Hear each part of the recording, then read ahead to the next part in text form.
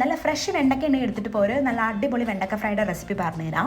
വെണ്ടയ്ക്ക കഴുകി തുടച്ച് കട്ട് ചെയ്ത് മാറ്റി വെക്കാവുന്നതാണ്. ചൂടായ ചട്ടിയിലോട്ട് അല്പം കപ്പലണ്ടി ഇട്ട് ഒന്ന് റോസ്റ്റ് ചെയ്ത് മാറ്റി വെക്കാവുന്നതാണ് കേട്ടോ.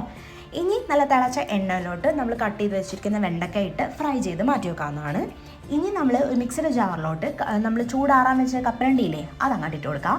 അല്പം മഞ്ഞൾപ്പൊടി, മല്ലിപ്പൊടി, മുളക് പൊടി, ജീരകപ്പൊടി, അല്പം ഉപ്പ്, പിന്നെ 2-3 വെളുത്തുള്ളി ഇട്ട് മിക്സിയിലൊന്ന് അടിച്ചിട്ട് വരാം. എന്നിട്ട് ഒരു ചൂടായ പാനിലോട്ട് അല്പം വെളിച്ചെണ്ണ ഒഴിച്ചു കൊടുക്കാം. എന്നിട്ട് നമ്മൾ മിക്സിയിൽ കറക്കി വെച്ചിരിക്കുന്ന ആ മസാലക്കൂട്ടില്ലേ അതങ്ങോട്ട് അതിലോട്ട് തട്ടി കൊടുക്കാം. എന്നിട്ട് നല്ല രീതിക്ക് ഒന്ന് മിക്സ് ചെയ്യുക. ഒരു 5-6 മിനിറ്റ് അതിനകത്ത് കിടക്കട്ടെ. അതിനുശേഷം നമ്മൾ ഫ്രൈ ചെയ്ത് വെച്ചിരിക്കുന്ന വെണ്ടയ്ക്ക അതിലോട്ട് തട്ടിക്കൊടുത്ത് നല്ല രീതിക്കൊന്ന് എല്ലാം കൂടി ഇളക്കി യോജിപ്പിച്ച് മിക്സ് ചെയ്തതിന് ശേഷം ഒരു 5-6 മിനിറ്റ് കുക്ക് ചെയ്ത് കഴിഞ്ഞിട്ടുണ്ടെങ്കിൽ നമ്മുടെ വെണ്ടയ്ക്ക ഫ്രൈ ഇവിടെ റെഡി ആയിട്ടുണ്ട്. അപ്പോൾ ട്രൈ ചെയ്യാത്തവർ എന്താണെങ്കിലും ട്രൈ ചെയ്ത് നോക്കണം. സംഭവം കിടിലനായിരുന്നു കേട്ടോ. അതേപോലെ വീഡിയോ ഇഷ്ടപ്പെട്ടാൽ സബ്സ്ക്രൈബ് ചെയ്യാൻ മറക്കരുത്. അപ്പോൾ നമുക്ക് അടുത്ത വീഡിയോ കാണും വരെ ബൈ.